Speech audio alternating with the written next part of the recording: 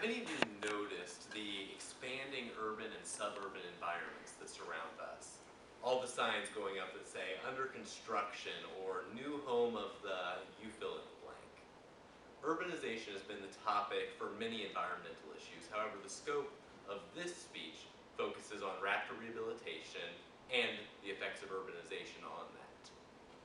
I have worked in a wildlife rehabilitation facility in the past 7 years and have also logged over 1,000 hours working with wildlife. From audience analysis, I know that many of you are interested in knowing more about the footprints that we're leaving in the world behind us. Some of you might call yourselves environmentalists, some of you are just seeking more information, but the one thing we do know is that with knowledge of our impact, we have the ability to change our impact. So it's important that we do that because we're sharing this earth for better or for worse with those who come after us. Today, I will tell you guys about how raptor rehabilitation has become relevant, the process of raptor rehabilitation, and how this benefits us as a society. Let's begin with how raptor rehabilitation has become relevant. In the past years, urbanization and overall human society has been detrimental to wildlife. According to Neese and others in their 2010 study in the Journal of Wildlife Rehabilitation, the expanding agricultural and urban environments has had detrimental effect on wildlife as a whole, especially upon wild raptors. This means that our actions have a direct result upon the world around us. Moreover, Shanae Chambers, a wildlife rehabilitation technician, in her 2016 interview stated that the majority of raptors admitted to her facility are brought there because of human causes. Again, we see this trend where human action leads to the detriment of the animals and wildlife around us.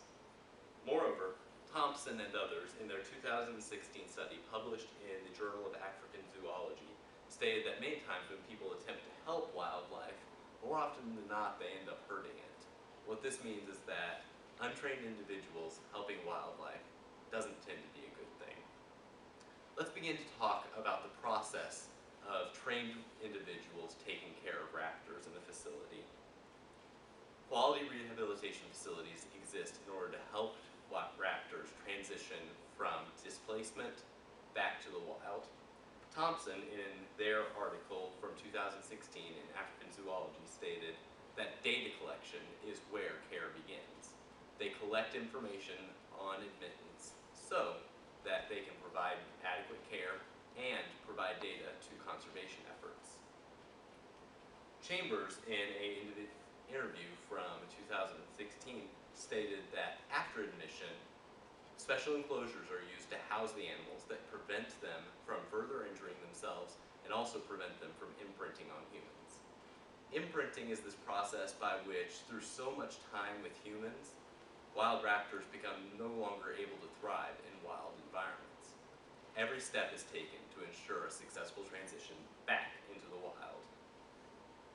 Even to the extent of making sure that diets are similar and that also care is given that matches the needs of the animal, according to Melina Lopez and their study from 2011, Causes of Morbidity. From this we can see that every activity in a rehabilitation facility is targeted at bringing animals into an ability to be released back to the wild. So let's begin to talk about how this benefits our society.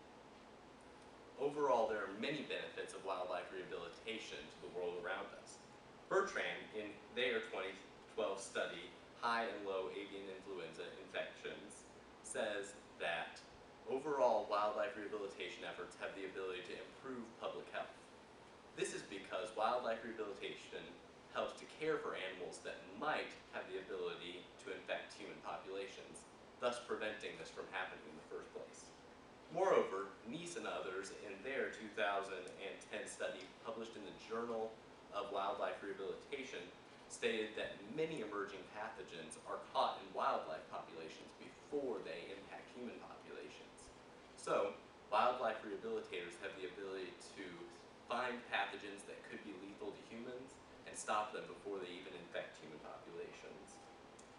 Even more than this, Chambers, in her 2016 interview, said that we need to consider the goodness that comes from fostering the idea of caring for rather than destroying the world around us. We have the ability to wreak great harm on the world around us, but there's something good about creating an economy in which we help and benefit from the world around us, rather than just take it for what it is. We all have this ability to empower ourselves and others to benefit the world around us. In summary, we have talked about the ways wildlife and raptor rehabilitation has become relevant, the process of rehabilitating raptors, and how this is beneficial to society as a whole. I hope that this information has enabled you to either support a wildlife rehabilitation facility more confidently, or should you ever encounter a wild raptor that is in need of rehabilitation, feel more confident about admitting them to such a facility.